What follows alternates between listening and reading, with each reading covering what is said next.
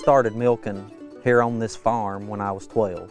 My mom and dad had a grain operation, never had much dealings with cattle, and I got a job here with my neighbor, and when I was 12 I'd walk up here before school and milk and walk up here after school and milk. That's where I learned part of it, and in 2005 I was able to purchase the farm from the man, and we started milking for ourselves in 2008, and I learned all the other parts that I didn't see when I was milking for my neighbor.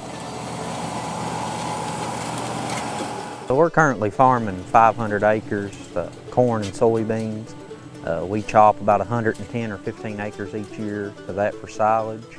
So we got 170 dairy cattle, 40 dry, and we're currently expanding our operation, building a barn to milk 170 more cows. You got to pretty much be married to it. It's a 7-day-a-week job. I milk every morning. And we currently started milking 3 times a day, which made it a lot more challenging. Our little girl says that her and Mama lives here at the house, and says Daddy lives at the barn. That's what our 5-year-old says.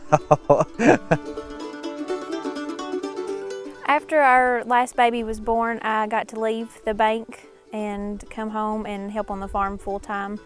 Of course, I do the paperwork, the payroll, the taxes, keeping up with all of that side of it, and then of course we have 2 kids, so I take care of them in the afternoons whenever they get home from school.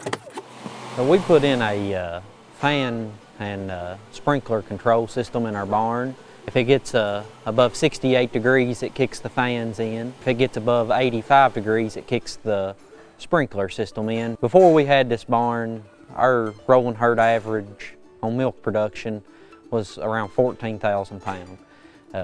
We completed this structure in August of 2009, and since then we have been able to gain our cattle up to, we're at a 27,000 pound rolling herd average, and we dropped our somatic cell count. We're down below 150,000, and for future we'd like to get below 100,000, and I believe that we're going to be able to make that happen with these facilities.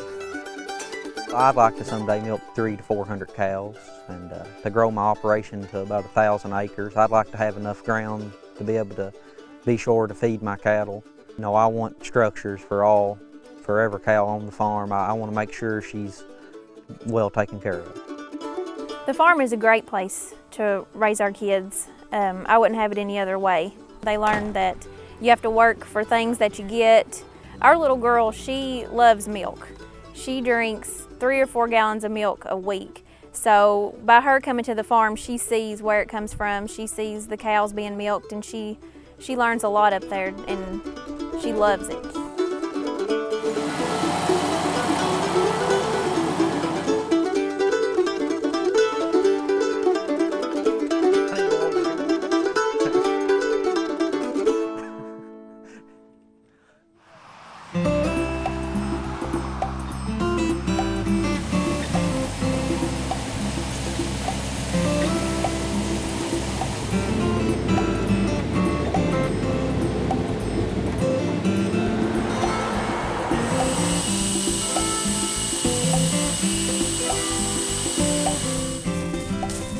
We consist of corn, soybeans, wheat, and we have several acres of hay and pasture. We have about 870 cows. About 11,600 is crop and the rest is hay and pasture.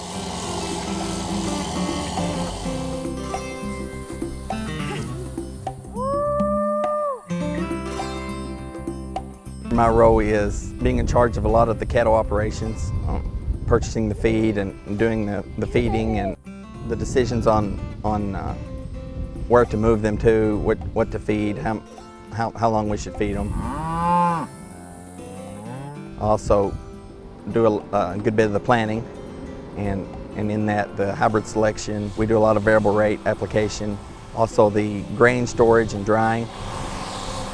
This year it looks pretty good. Things started off slow. The conditions were wet and cool, and things didn't take off like they should. We had a lot of late planting, replanting.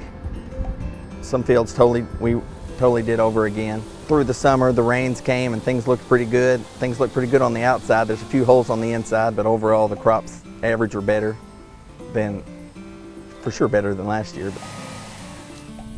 My role on the farm is kind of limited just because I have a job off the farm full-time as an elementary counselor. So I've in the past been able to go on parts runs and do some things like that. But Sundays we like to spend time mineralling the cattle as we can. We like to take Annabeth because she likes to play with the babies.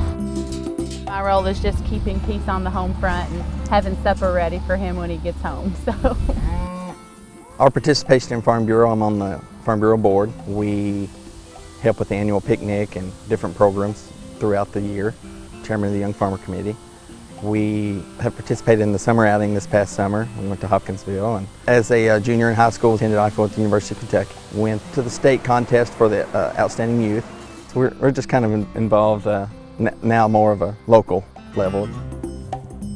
I think what makes me the most proud of Dustin is just his work ethic and the way that he really puts his whole heart into farming.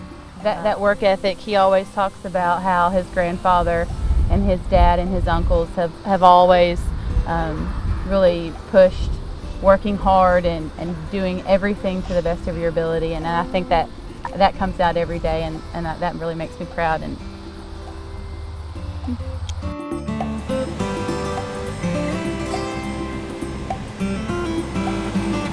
I farm because my family, we've always farmed. I grew up farming. When I was 7, I started and driving the tractor, raking hay, and I guess it sort of got in my blood, and I got started and really enjoyed it. We like where we live in this part of Kentucky. We like the mix of corn and cattle and flat ground and hill ground, and really enjoyable.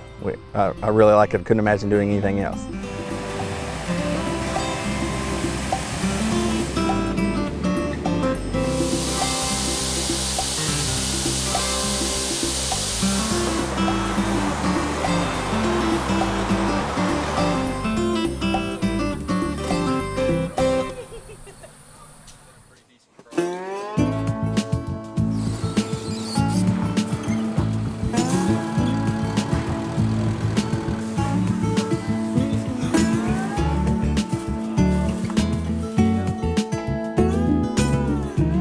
We have a very diverse operation. We raise burley tobacco, corn, soybeans, vegetables, wholesale vegetables, and beef cattle.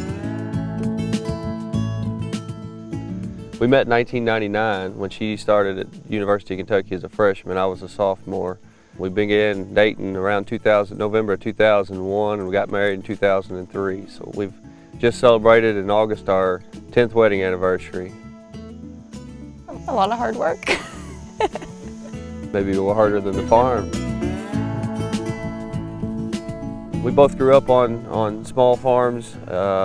We wanted to give our children the opportunity to grow up and to experience the things we experienced, to learn work ethic, and to get to see a crop or an animal grow, and to learn the farm life. Shane and I both have different roles, but yet we share a lot of the roles. I am the primary caretaker of the children, which, because our farm and family are so close together, it ends up being kind of one unit. I do that. I oversee the vegetables almost 100%. Shane helps tremendously as far as field work and in transportation, but as far as the day-to-day duties, as far as operating with the crew, picking varieties, planting dates, all that, I take care of that. I try to do all the financial records.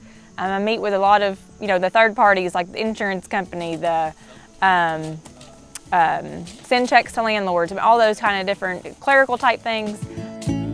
These are mini sweet bell peppers. They're very small. We raise them in orange, yellow, and red. And the majority of this crop will end up going to Jefferson County Public Schools. There's national guidelines that regulate the amount of fruit and vegetables a child must have at lunchtime. And so we're fortunate enough to be able to provide them with a healthy vegetable.